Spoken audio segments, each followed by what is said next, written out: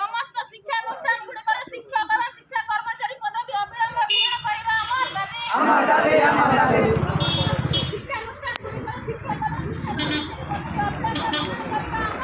हमर दाबी जिंदाबाद जिंदाबाद जिंदाबाद जिंदाबाद जिंदाबाद जिंदाबाद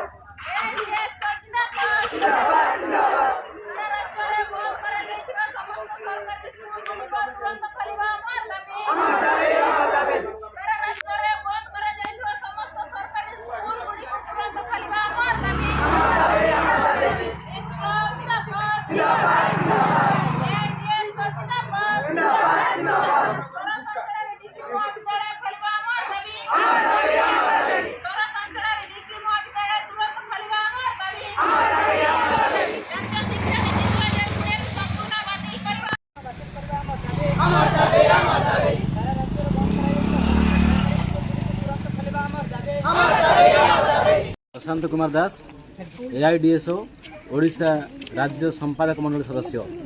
आज कप्तिपदा ब्लॉक स्तरीय छात्र विक्षोभ कप्तिपदा ब्लॉक सम्मुख में अनुष्ठित होउची।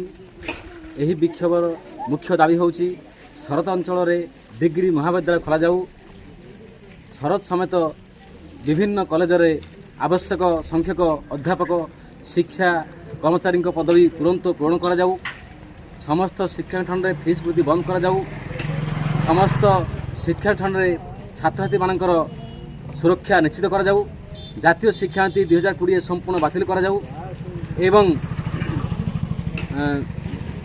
कप्तिपदा रे बंद होइथिबा समस्त सरकारी विद्यालय को अविलंबे खोला जाऊ। एही दाबी नहीं आज विक्षोभ होउची। एही विक्षोभ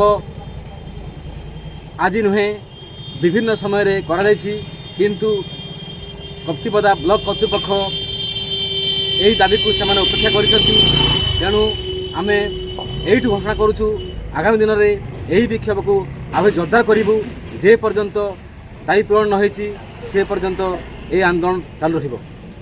छात्र छात्री मैंने आज किसी दाबी नहीं कि आसछंती जेमिति कि शिक्षार समस्या नहीं कि आउ माने आम कप्तिपदा ब्लॉक रे भी बहुत सरकारी स्कूल प्राइमरी स्कूल तो बंद है, तो से सरकारी स्कूल आउ सारा राज्य रे भी जेति माने स्कूल यदि बंद है तुरंत खोला जाऊ एवं शरत अंचल रे डिग्री महाविद्यालय खोलिया भी दाबी करुछु एवं शिक्षानुष्ठान रे फीस वृद्धि भी बंद करा जाऊ। एमिति कि माने आवश्यकता ठारू छात्र छात्री मानक पाखरु बहुत पैसा निया जाऊ, तो ताकू फीस वृद्धि तुरंत बंद करा जाऊ। छात्री मानक सुरक्षा पाई कौन कहबे? छात्री मानक भी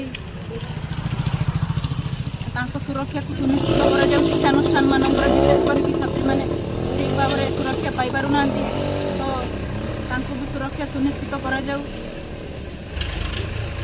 दाबी पूरण न होले आगामी दिन कौन करिए? दाबी पूरण न होले आगामी दिन में आंदोलन आहुरी जोरदार बढ़ी रही, दिल्ली स्तर ऑल इंडिया स्तर आंदोलन आहुरी जोरदार बढ़ी रही।